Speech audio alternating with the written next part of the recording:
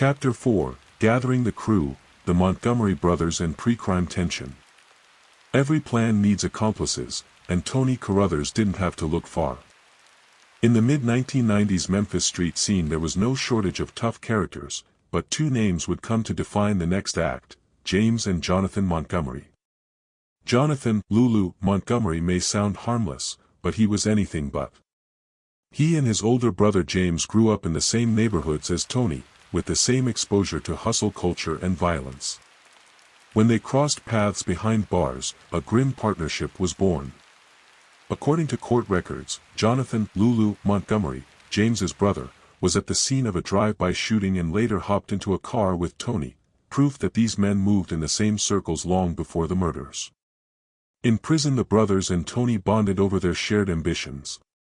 Charles Ray Smith, a fellow inmate, overheard Tony telling James that Marcello's Anderson and baby brother, Johnson, were flush with drug money. Tony claimed they could rob and get Anderson and Johnson once they were released. It was like listening to a startup pitch in the wrong setting. The product was violence, the market was their old neighborhood, and the mission statement was to take what others had earned. Tony saw James and Jonathan as partners who could help him carry out his master plan. The trio talked logistics and targets the way some folks talk sports scores, believing that together they could outmuscle rivals and cash in. James was the first of the Montgomery brothers to step back onto the streets.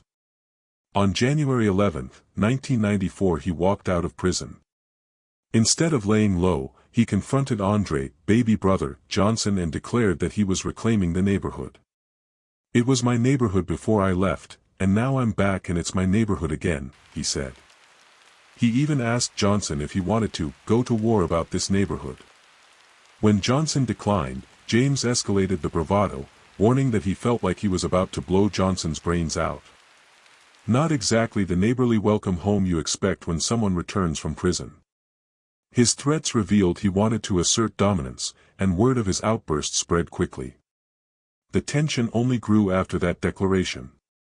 Near the end of January or early February, Johnson and Terrell Adair spotted James and Jonathan sitting with Carruthers in a gray car down the street. When they approached, James asked why they thought he was trying to harm them and claimed they already had their man staked out. The reassurance came with a threat: if they wanted trouble, the crew could kill their whole family. Carruthers backed him up, saying they would deal with any problems later. Johnson and Adair walked away, thinking the bravado would blow over. It was only a glimpse of what was brewing. Back inside the prison walls, Tony had already laid the groundwork for their scheme. Months earlier, he told Montgomery that Anderson and Johnson dealt drugs and kept a lot of money. He boasted they could rob them when they were released. He also believed that if the police couldn't find bodies, they wouldn't have a case. During the confrontation with Johnson and Adair, James echoed that sentiment. Their plan was to take the man's money and drugs and ensure there were no bodies. Tony had earlier told another inmate that burying a body would keep detectives in the dark because, if you ain't got no body, you don't have a case, and James clearly agreed. Evidence shows that the crew didn't sit idle while waiting for James to get out. In mid-December 1993, Mays, his brother, and Tony were riding through Memphis when they saw Terrell Adair's red Jeep in front of Deloise Anderson's house after a drive-by shooting. Jonathan, Lulu, Montgomery climbed into the back seat with Tony. Tony whispered that it would be the best time to kidnap Marcello's, and Jonathan asked which one, baby brother or Marcello's. Tony said it would happen after James was released. 2 weeks later, Mays saw Tony loading antifreeze containers filled with gasoline into a car, a sign that fire might be used to destroy evidence. Despite these warning signs, Anderson and Johnson continued living as if nothing was amiss. Part of the reason might be that Tony had cultivated their trust. Anderson considered Tony a friend and had even given him $200 and a ride when Tony was released in November. So when another inmate, Smith, got out of prison on December 15, 1993 and warned Anderson and Johnson about Carruthers and Montgomery's plans to get them, they didn't take it seriously. They dismissed the warning and continued to trust Tony. When James finally re-entered the neighborhood, the takeover began. He and Tony didn't lurk in the shadows, they announced their intentions. James's confrontation with Johnson, complete with references to war and blowing brains out, demonstrated that he relished his reputation. Carruthers played the good cop by assuring them they were safe for now, but his words confirmed they had already chosen a target and would eliminate anyone who interfered. In the weeks before the kidnappings, they were seen lurking late at night, filling gas cans and whispering about kidnappings. Jonathan even bragged to friends about getting cello and them and stealing money. The bravado stayed hidden from law enforcement, feeding Tony's belief that without bodies there would be no case. These early months of 1994 felt like a slow-motion car crash. Everyone around them heard the screeching tires, Mays, Smith, Johnson and Adair, but the men at the center kept going. They were blinded by loyalty, pride or just the belief that nothing bad could happen. But Tony, James and Jonathan had already drawn up the blueprint, and no one could say they hadn't warned their victims. Looking back, the signs seem obvious: threats, warnings, midnight meetings and gas cans. Yet Anderson and Johnson kept living the high-roller life, wearing jewelry and carrying cash and trusting Tony. A different ending was possible, but the stage was set. Next comes the day everything went wrong. Chapter 5, The Day of Disappearance, February 24, 1994. By late February 1994, the tension around Tony Carruthers and the Montgomery brothers was thick enough to cut with a knife, but to outsiders the week looked ordinary. Marcello's Cello Anderson was still living large, his pockets full of cash and his circle of friends unbroken. On February 23, he borrowed a white Jeep Cherokee from his cousin Michael Harris. It wasn't unusual for Cello to drive around in something flashy; he liked to be seen. The white Jeep looked like a status symbol, a mobile billboard for success. No one suspected it would become part of Memphis folklore. The next afternoon, February 24, witnesses saw Anderson and his friend Frederick Tucker riding in the borrowed Jeep with James and Jonathan Montgomery. Think of it as four men on an afternoon errand. Nothing in their faces said kidnapping. Around 5 p.m., the Jeep rolled up to the home of Nikita Shaw, a cousin of the Montgomery brothers. Nikita lived there with her 4 children and another relative, Benton West. Her house was the kind where relatives dropped by unannounced and the TV might be playing cartoons. It didn't look like the staging ground for a crime. But within minutes of arrival, the 4 men headed straight downstairs to the basement. If it were a movie, this would be the moment when suspenseful music plays. A short while later, James Montgomery came back upstairs and asked Nikita to leave so he could take care of some business. He didn't say what the business was, and his tone didn't invite questions. Nikita wasn't naive; she whispered to West that she thought they were being kidnapped. Not wanting to put her children in danger, she gathered them and left with West, who agreed to look after the kids while she attended a community meeting. One can imagine her mental debate: call the police and risk being wrong, or trust the men to settle their business and leave. In a neighborhood where everyone knew everyone, loyalty and fear often tangled. When Nikita returned home after the meeting, she expected the house to be quiet. Instead, she saw Tony Carruthers and James Montgomery lounging upstairs. The Jeep was gone, but they were still there, and James asked her to pick up her children and stay gone a little longer. That request alone would make most parents suspicious. Still, she complied, bringing the kids back before 10 p.m. and putting them to bed. James then told her to keep the children upstairs and not come down until he said it was okay. Minutes later he called out that he was leaving, and she watched from the stairwell as James, Tony, Cello, and Tucker walked out to the Jeep and drove off. The sight of her cousins leaving together might have seemed ordinary, but she knew something was wrong. At one point before trial she told police that Anderson's and Tucker's hands were tied behind their backs. On the witness stand she recanted that statement, saying she hadn't actually seen their hands. Whether due to fear or confusion, her story wavered, but her unease was real. Back on Elvis Presley Boulevard, life carried on. Down the street, Anderson's mother Deloise was finishing up her day. She had driven a co-worker home around 7:15 p.m. Around 8 p.m., her niece Laventhia Briggs phoned to check in. Someone answered, but said nothing. Briggs hung up, puzzled, and dialed again a couple of more times, but still got no response. At about 9 p.m., concerned, she went to her aunt's house. Deloise wasn't home, but her purse, car and keys were there. Food left in her bedroom indicated she had been interrupted mid-meal.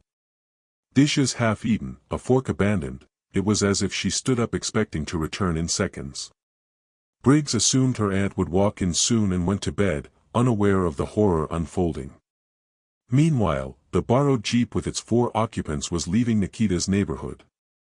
Observers later testified that Anderson and Tucker sat in the back seat between James and Jonathan, while Tony drove. It's unclear whether there was conversation or silence. But soon after, the men disappeared off the radar. Jonathan Montgomery's later phone calls to his friend Chris Hines suggested something terrible happened quickly.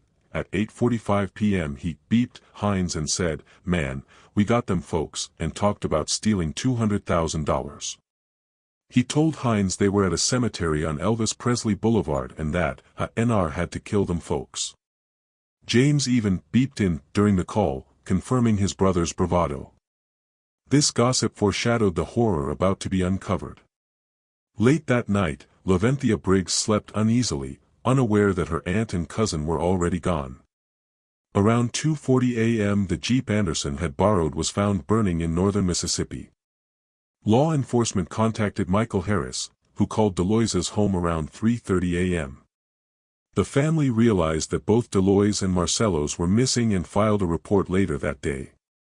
In the morning, James and Jonathan returned Hines's car covered in mud. They paid to have it cleaned, calmly acting as if nothing was unusual. Even after such a night, they still had the audacity to show up at Hines's house later offering him an AK-47 as a gift.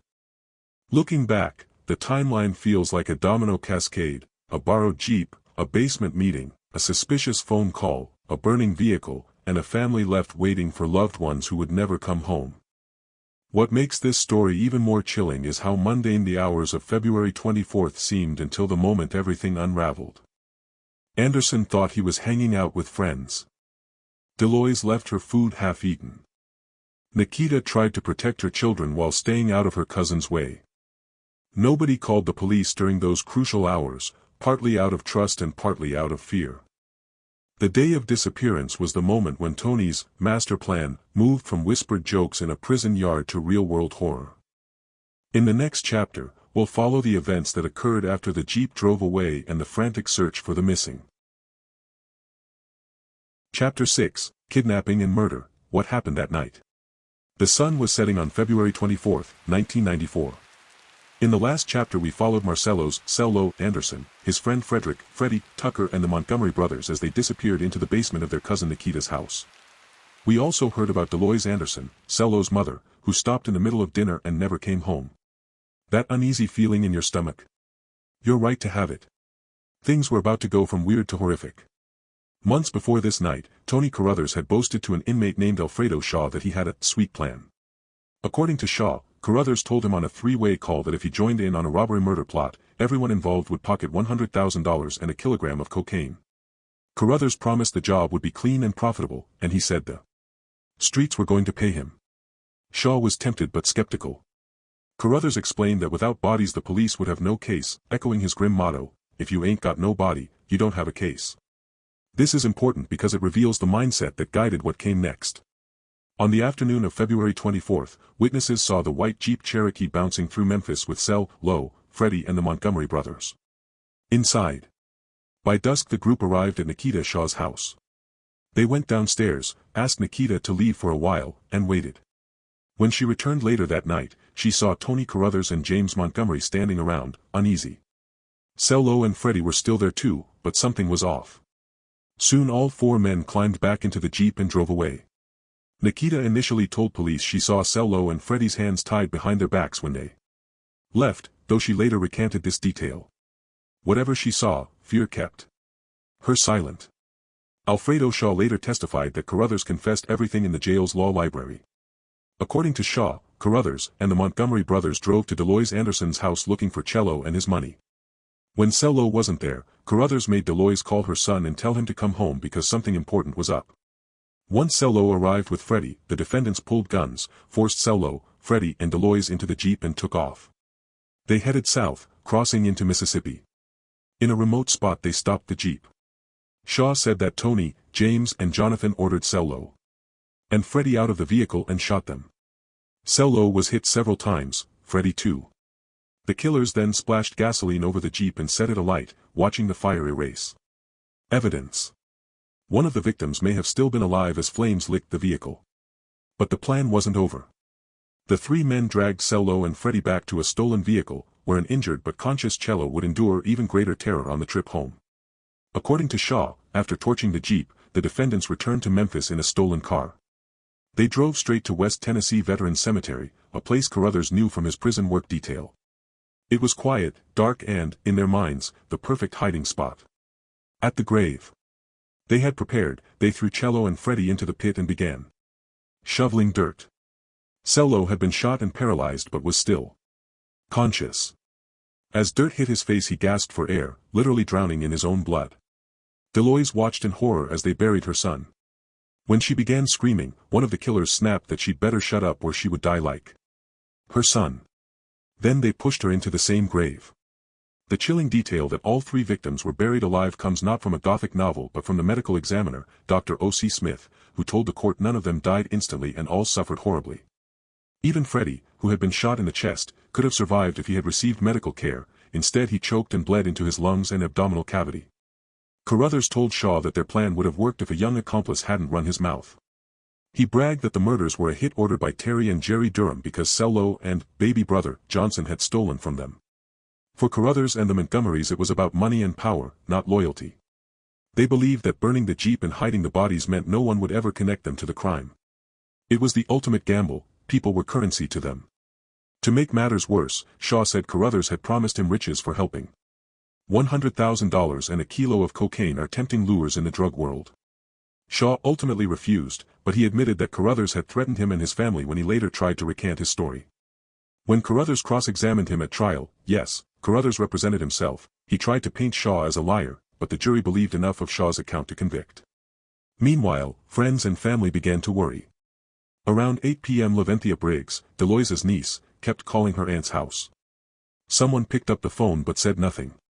By 9 p.m. Laventhia went home and found Deloise's purse, car and dinner abandoned on the table. That same night Chris Hines got a cryptic page from Jonathan Montgomery, "We got them folks." Jonathan claimed they had $200,000 and laughed that someone had to die. Hines refused to drive him to the cemetery, but he lent him his car. Jonathan returned it muddy at 8:30 the next morning. Later, James Montgomery took Hines to a car wash and paid an elderly man to scrub the trunk. James also gave Hines an AK-47 as a birthday gift, cryptically noting the gun had blood on it. This was their way of tying up loose ends, or so they thought. It might feel weird to sprinkle humor into such a grim story, but it's essential to keep our sanity when dealing with darkness. Think of it like this: imagine being offered a job where the sign-up bonus is a kilogram of cocaine and a six-figure check. Instead of dental benefits, you get a graveyard plan. No, thanks. Or picture the killer stopping at a car wash, handing the keys to an unsuspecting old man and asking for the trunk to be scrubbed. That scene has the absurdity of a dark comedy. When Carruthers bragged that the bodies would never be found if the boy wouldn't have went and told them folks, it revealed how fragile their perfect crime was. One small leak, one teenager talking, and the house of cards collapsed. Carruthers' plan depended on absolute silence, and criminals are notoriously bad at keeping quiet. By the time the authorities found the burned jeep in Mississippi at 2:40 a.m., the victims were already buried. Family members filed missing person reports, and the case quickly spiraled into one of Memphis's most shocking crimes. How did detectives finally uncover the grave at Rose Hill and piece together the evidence? In the next chapter we'll explore the frantic search, the exhumation of Dorothy Daniels's grave, and the chilling evidence that brought Tony Carruthers and the Montgomery brothers to justice. For now, take a breath. You've just walked through one of the darkest episodes in Memphis history. Remember the victims, and don't let Carruthers' cynical logic fool you. Bodies are people, not evidence, and justice is not so easily buried.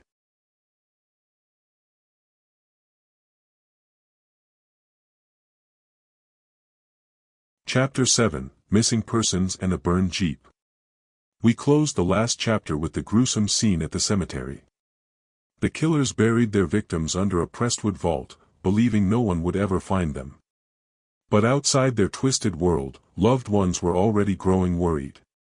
Chapter 7 follows the hours after the crime, from a burning Jeep in Mississippi to frantic phone calls and a chilling boast about the folks at the cemetery.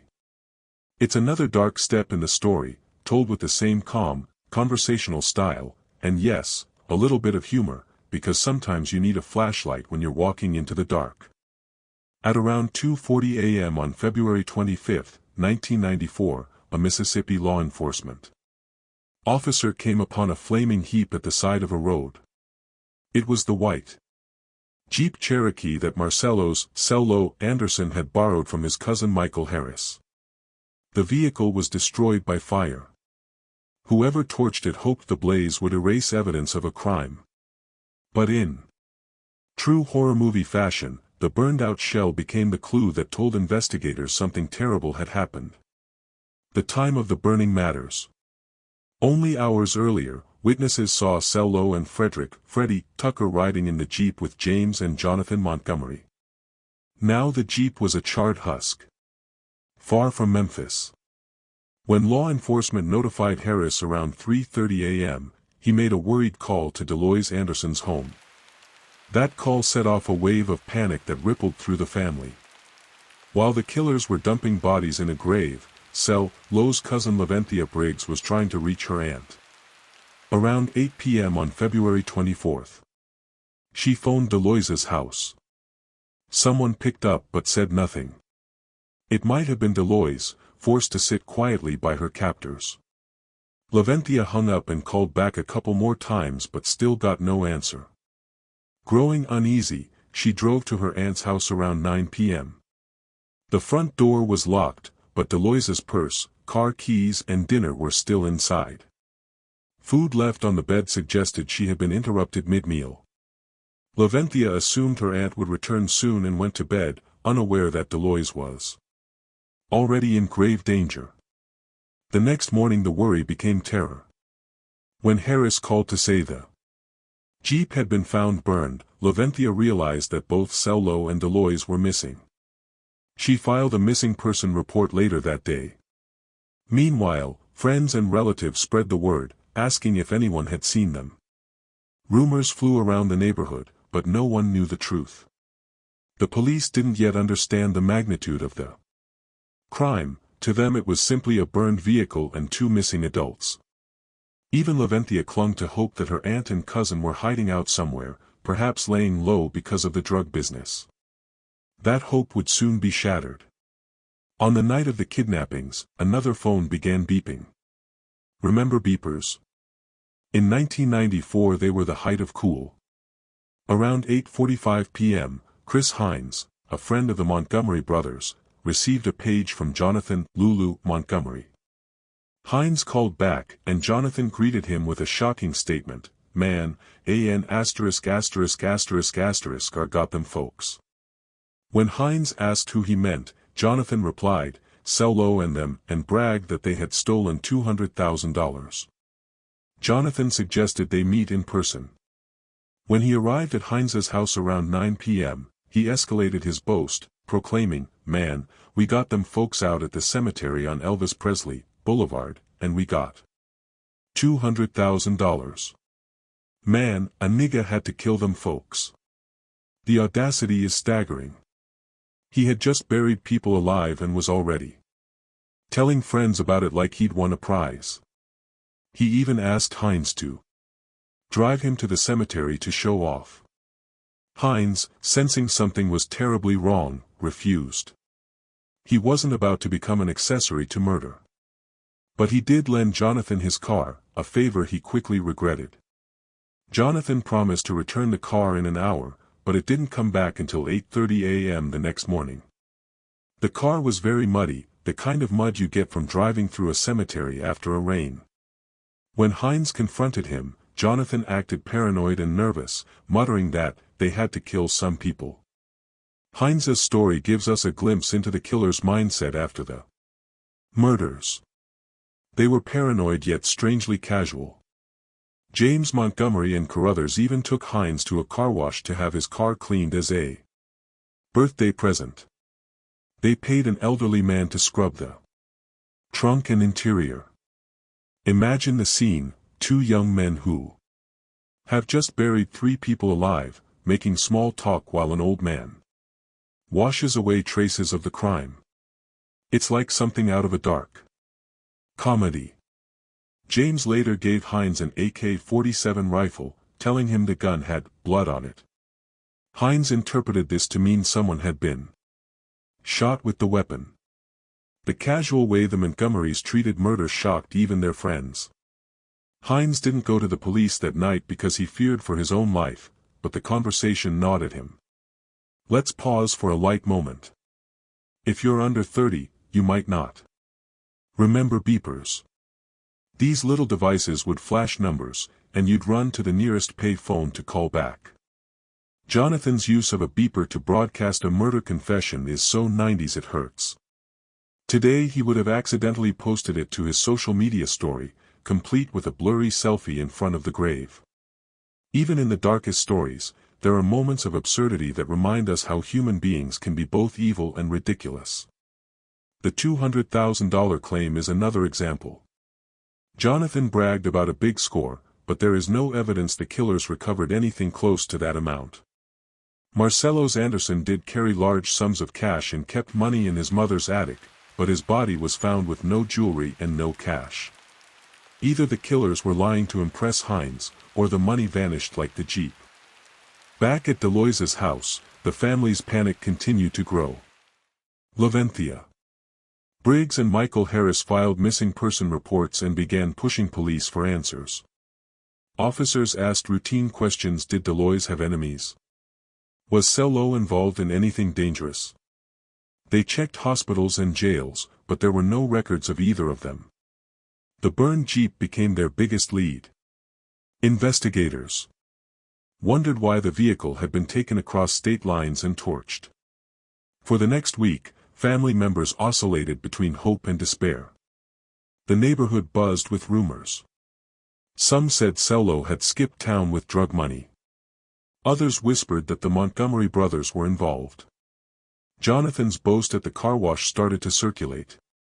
But until police found physical evidence, everything remained speculation. In many missing person cases, the families never get answers.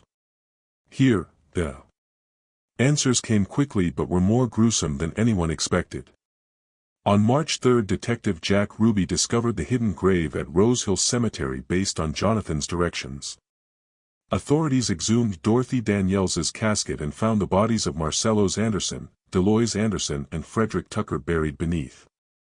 It confirmed what Jonathan had bragged about a week earlier: the victims were indeed at the cemetery. As we move into the next chapter, we'll see how the discovery of the grave shifted the investigation from a missing person search to a triple homicide case. But for a brief moment in late February 1994, hope still flickered in the minds of Deloise's family, even as the killers celebrated their crimes. The burned Jeep, the unanswered phone calls, and Jonathan's boastful page show us how quickly a tragedy unfolds. They also remind us that even in the darkest stories, there are small absurdities, like a birthday car wash or a murder confession via beeper, that reveal the very human mix of evil and foolishness.